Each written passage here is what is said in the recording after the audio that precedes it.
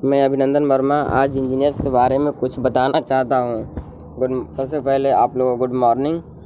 Engineering college के विद्यार्थी के विषय पर मैं बात करना चाहता हूँ। दुनिया में जो सेंट्रल यूरोप के देश हैं जैसे फ्रांस, जर्मनी है और भी कई सारे देश हैं, उसके साथ साथ हमारा एशिया का देश जापान भी है। ये देशों में जो समानताएँ हैं ये बहुत ज़्यादा डेवलप यानी कि एडवांस देश हैं और काफ़ी टेक्निकल में आगे हैं। ये सब देश एशिया में चीन, जापान, ये सारे देश इतने ज़्यादा मजबूती के साथ बढ़े हैं। इनके पीछे कुछ कारण हैं, कुछ उनकी खासियत है।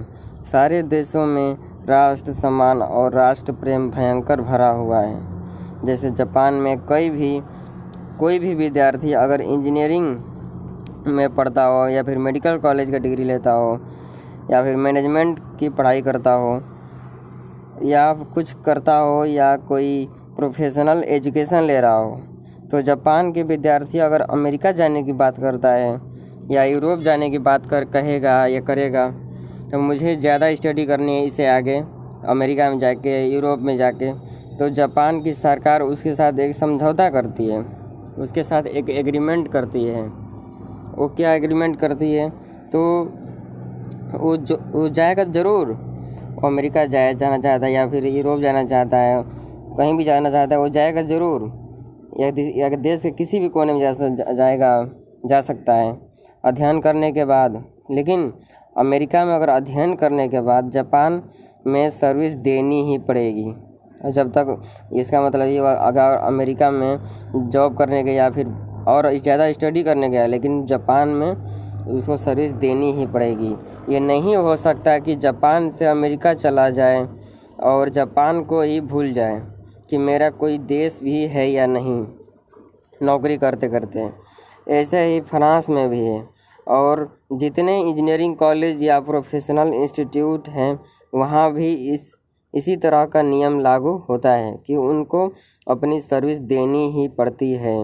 अमेरिका में ये बहुत सालों से नियम चलता रहा, लेकिन पिछले कुछ 7-8 साल में ये नियम बदला गया है। अन्यथा अमेरिका में तो ये नियम वहाँ तक चलता रहा था कि टेक्नोलॉजी में काम करने वाला कोई भी विद्यार्थी अगर दूसरे देश में जाना चाहता है तो उसे अमेरिकन आर्मी में जॉब देनी ही पड़ेगी। अगर वो अमेरिकन आर्मी में नौकरी नहीं करेगा तो उसे देश से बाहर जाने की व्यवस्था अमेरिकन सरकार नहीं करने वाली है। और सेंट्रल यूरोप में 1980 से 1985 तक ये नियम चलता रहा कि अपने देश की नेशनल सर्विस देनी ही पड़ेगी। इनके पीछे सच्चाई क्या है, क्यों ये इस तरह के नियम लगाए हैं, इनके पीछे की सच्चाई क्या है, तो ये इस तरह नियम क्यों लगाए गए हैं। ये जो सेंट्रल यूरोपियन देश हैं, सेकेंड वर्ल्ड वार में इतनी बर्बादी आ गई थी कि दोबारा खड़े होने की इनकी उम्मीद भी नहीं था। उम्मीद ख़त्म हो गई थी, क्षमता भी ख़त्म हो गया था कि हम दोबारा खड़े होंगे। जैसे सबसे ज़्यादा बर्बाद हुआ था, पहले सबसे ज़्यादा देश बर्बाद हुआ था, तो पहले था फ्रांस, और दूसरा सबसे ज़्यादा बर्बाद होने वाला देश था वो था जापान, और तीसरा सबसे ज़्यादा बर्बाद होने वाला देश था वो था जर्मनी, और तीसरा जो बर्बाद होने वाला था वो था स्पेन। सारे देशों ने मिलकर फिर से खड़ा करने का एक योजना ही बनाई। उनकी देश के कुछ बुद्धि और उनके देश का इंटेलेक्ट्स उनके देश के काम आती है कि नहीं, और उन्होंने जो गोल्डन रूल बनाया जो वर्षों चलता रहा। यूरोप और सेंट्रल एशिया में भी कुछ दिनों तक, जब तक वो हमारी ज़रूरत में होगा तब तक उसको नेशनल सर्विस देनी ही पड़ेगी। ये देश देखने में जो टेक्नोलॉजी हम पढ़ते हैं या सीखते हैं या सिखाते हैं, उस मामले में ये सेंट्रल यूरोपियन कंट्री बहुत सॉलिड माने जाते हैं। और उनके साथ अमेरिकन, जापान, चीन भी है। तो इन सबके मजबूती होने के कारण में सबसे बड़ा कारण है सभी देशों ने मजबूती के साथ ब्रेन कम हो पाए, लेकिन इसके विपरीत काम एक और है, और क्या, अमेरिका और यूरोप ने अपने देश में ब्रेन को रोकने के लिए कई नियम बनाए, लेकिन दुनिया के थर्ड वर्ल्ड कंट्री यानी कि तीसरी थर्ड वर्ल्ड कंट्री ब्रेन खरीदने के दूसरे नियम बनाए। हमारे देश का इंजीनियर सस्ते दाम पर खरीद सके, इसलिए आईआईटी योजना चली। इसमें 6 से 7 आईआईटी कॉलेज उस टाइम पे खुले थे। 6वां में जो बनारसी में खुला था वो भी आईआईटी कॉलेज था, क्योंकि अमेरिका सस्ते में इंजीनियर चाहिए। अमेरिका को जो इंजीनियरिंग अमेरिका तैयार करे उसके 1/6 खर्च में वे भारत में इंजीनियर तैयार हो सकते हैं। जितनी पढ़ाई हम करते हैं, बीटेक करते हैं, एमटेक करते हैं, वगैरह वगैरह, पता नहीं क्या क्या पढ़ते हैं, जो हमारा पैसा बर्बाद होता है वो इंजीनियर अमेरिका में तैयार करने पर 6 गुना खर्च आता है। वो इंजीनियर भारत में उसका माइंड पहले से ऐसा फिक्स कर दो कि इंजीनियर तैयार होने के बाद अमेरिकन को देखे या यूरोप को तरफ देखे और इन अमेरिका और यूरोप को देखना शुरू कर दें।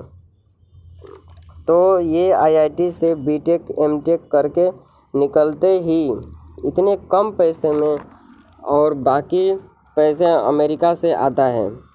क्योंकि ये बताइए, अगर इन कॉलेज चल रहा है, मान लिया आईआईटी में कम पैसे लगते हैं, जो गवर्नमेंट कॉलेज होते हैं, क्यों कम लगते हैं? बाकी पैसा अमेरिका से आता है, क्योंकि उसकी जो पढ़ाई होती है ना, अमेरिकन केवल 30% यहाँ के लायक होती है।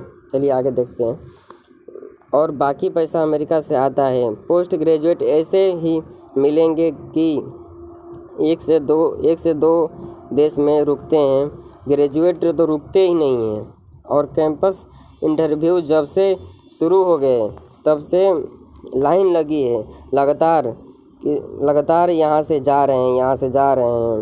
मैं आपको बता दूँ, अमेरिका में सिर्फ 30% स्टूडेंट, मैं आपको ख़ास तौर पर बताना चाहता हूँ, अमेरिका में सिर्फ 30% स्टूडेंट हैं जो इंजीनियरिंग में फाइनल ईयर तक निकलते हैं, या फर्स्ट ईयर में गए, फिर फर्स्ट ईयर से सेकेंड ईयर में गए, सेकेंड ईयर से थर्ड ईयर में गए, थर्ड ईयर से फोर्थ ईयर में गए, फाइनल ईयर तक अमेरिका में 30% बच्चे निकलते हैं। इसकी कमी हो गई 15 से 20 साल में, इंजीनियर्स की कमी 15 से 20 साल में अमेरिका में कमी हो गई। तो वो अपना दरवाज़ा खोल के बैठे हैं कि भारतीय लोग आ जाएं। और ये भी बात है, भारतीय लोग बहुत कम सैलरी पे काम करने को तैयार हो जाते हैं। अमेरिका का इंजीनियर जितना सैलरी मांगेगा उसका 1/3 भाग इंडियन आदमी काम करने को तैयार हो जाता है, क्योंकि उसने कभी डॉलर तो देखा नहीं है जीवन में। वहाँ थोड़ा सा भी डॉलर मिली तो काम करना शुरू, डॉलर पे काम करने शुरू हो जाते हैं, तो वो चालू हो जाते हैं काम करने को।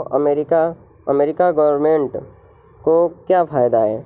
अमेरिका से इंजीनियर ले तो 100, अगर अमेरिका इंजीनियर तैयार करें तो उनको, या फिर अमेरिकन से जॉब के लिए ले तो 100 से लेकर 200 बिलियन डॉलर उनका खर्च हो जाता है।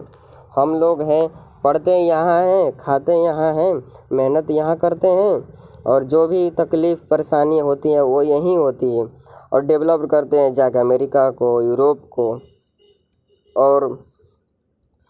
और एक बात बता दूं, आपको जानकर ये आश्चर्य होगा कि MIT जो इंस्टीट्यूट है, इसमें 60% साइंटिस्ट एशियन हैं जो बेसिक रिसर्च करते हैं। उसके बाद क्या होता है, हम बड़े फ़ख्र से चले तो जाते हैं, लेकिन अमेरिका वहाँ जाने के बाद आपको मालूम नहीं है कि हमेशा सेकेंड और थर्ड ग्रेड सिटीजन ही रखा जाता है। आपको थर्ड सिटीजन ही रखा जाता है। जय हिंद, जय भारत, थैंक्स यू।